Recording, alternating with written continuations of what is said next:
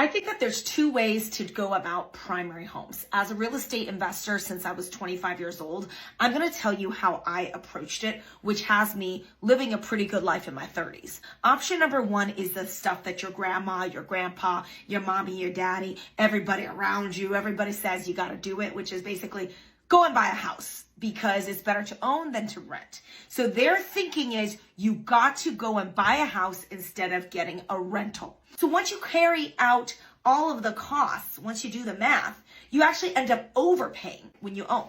Now let's talk about option two. What's option two? Option two means I'm going to first buy a bunch of real estate that is purely utilized for rentals, aka the landlord route. I'm going to buy this condo, let's say in Brooklyn, deep Brooklyn, which is exactly what I did in 2014.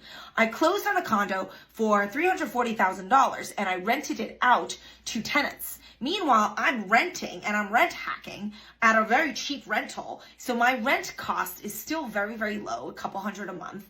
And I'm renting out my home that I just purchased. I'm renting out that condo, so I'm not paying any money at all. My tenants are paying off my debt for my condo, right? I went straight into real estate investing while renting. Now that is the W. That is the freaking W move because I'm renting with roommates. So my actual living cost is really low. Meanwhile, my tenants are paying for my condo. And in 2 years, that condo went from 340 to 615 when I sold. And that's when I did my first 1031. And that's pretty much how I got to become a real estate investor on my way to becoming a millionaire by 30. And I quit my job at age 28 because my real estate assets have panned out pretty nicely. And now, after 10 years of being a real estate investor, my rental income is about 5 figures a month, right? My rental income alone is 5 figures a month.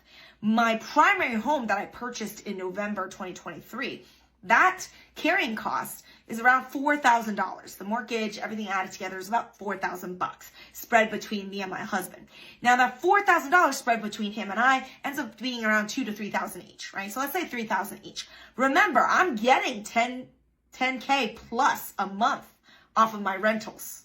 So that 10K plus a month, that 10K is covering my $3,000 in my primary spend. Do you see how that works? So being an investor and having the investment income pay for the consumer good of a primary home is quite a good deal. This is the same idea as of instead of buying a Louis Vuitton bag, buy Louis Vuitton stock. Because once you buy Louis Vuitton stock, the stock will grow over time, which will then allow you to buy more Louis Vuitton bags.